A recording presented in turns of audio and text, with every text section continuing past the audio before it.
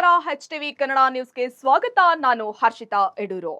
ನಮಸ್ಕಾರ ವೀಕ್ಷಕರೇ, ಇಂದು ದೇಶದ ರಾಜಕೀಯದಲ್ಲಿ ಭಾರಿ ಚರ್ಚೆಗೆ ಕಾರಣವಾಗಿರುವ ವಿಷಯದ ಬಗ್ಗೆ ಮಾತನಾಡೋಣ. ಚಿನ್ನ ಖರೀದಿಸಬೇಡಿ, ಈ ಮಾತು ಹೇಳಿದ್ದು ಪ್ರಧಾನಿ ನರೇಂದ್ರ ಮೋದಿ. ಹೌದು, ಮೋದಿಯವರ ಈ ಹೇಳಿಕೆ ಈಗ ರಾಜಕೀಯ ವಲಯದಲ್ಲಿ ದೊಡ್ಡ ಚರ್ಚೆಯಾಗಿ ಮಾರ್ಪಟ್ಟಿದೆ. ಒಂದೆಡೆ ಕಾಂಗ್ರೆಸ್ ನಾಯಕರು ತೀವ್ರ ವಿರೋಧವನ್ನ ವ್ಯಕ್ತಪಡಿಸುತ್ತಿದ್ದಾರೆ, ಮತ್ತೊಂದೆಡೆ ಬಿಜೆಪಿ ನಾಯಕರು ಇದು ದೇಶದ ಆರ್ಥಿಕ ಹಿತಕ್ಕಾಗಿ ಮಾಡಿದ ಮನವಿ ಎಂದು ಸಮರ್ಥಿಸುತ್ತಿದ್ದಾರೆ. ಸಿಎಂ ಸಿದ್ದರಾಮಯ್ಯ ಮಾತನಾಡಿ, ದೇಶವನ್ನ 5 ಟ್ರಿಲಿಯನ್ ಆರ್ಥಿಕತೆಯನ್ನಾಗಿಸುತ್ತೇವೆ ಎಂದ ಸರ್ಕಾರ ಈಗ ಜನರಿಗೆ ಚಿನ್ನವನ್ನ ಖರೀದಿಸಬೇಡಿ ಎಂದು ಹೇಳುವುದು ಅಭಿವೃದ್ಧಿಯ ವೈಫಲ್ಯ ಎಂದು ಟೀಕಿಸಿದ್ದಾರೆ.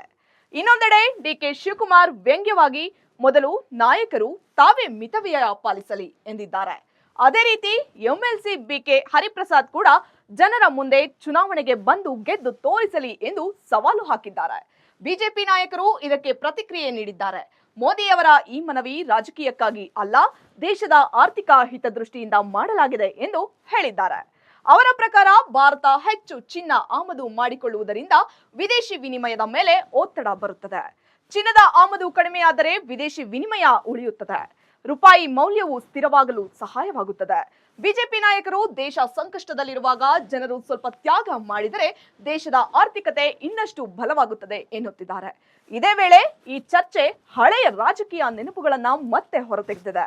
1967ರಲ್ಲಿ ಮಾಜಿ ಪ್ರಧಾನಿ ಇಂದಿರಾ ಗಾಂಧಿ ಕೂಡ ಇದೇ ರೀತಿಯ ಮನವಿಯನ್ನ ಮಾಡಿದ್ದರು ಎಂಬ ವಿಚಾರ ಈಗ ಮತ್ತೆ ವೈರಲ್ ಆಗುತ್ತಿದೆ.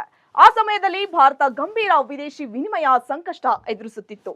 ಆಗ ಇಂದಿರಾ ಗಾಂಧಿ ಜನರಿಗೆ ಚಿನ್ನವನ್ನ ಖರೀದಿಸಬೇಡಿ ಎಂದು ಮನವಿಯನ್ನ ಮಾಡಿದ್ದರು. ಚಿನ್ನದ ಆಮದು ನಿಯಂತ್ರಿಸಲು ಗೋಲ್ಡ್ ಕಂಟ್ರೋಲ್ ಆದೇಶಗಳನ್ನ ಕಟ್ಟುನಿಟ್ಟಾಗಿ ಜಾರಿಗೊಳಿಸಲಾಗಿತ್ತು. ಇದೀಗ ಬಿಜೆಪಿ ನಾಯಕರು ಮತ್ತೊಂದು ವಿಚಾರವನ್ನ ನೆನಪಿಸುತ್ತಿದ್ದಾರೆ.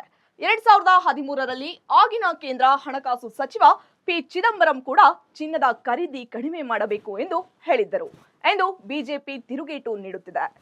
ಇಂದು ಮೋದಿ ಹೇಳಿಕೆ ಬಗ್ಗೆ ಟೀಕೆ ಮಾಡುವಂತಹ ಕಾಂಗ್ರೆಸ್ ನಾಯಕರಿಗೆ ಬಿಜೆಪಿ ಇದೇ ಮಾತುಗಳನ್ನ ನಿಮ್ಮ ನಾಯಕರು ಕೂಡ ಹಿಂದೆ ಹೇಳಿದ್ದಾರೆ ಎಂದು ಪ್ರಶ್ನಿಸುತ್ತಿದ್ದಾರೆ.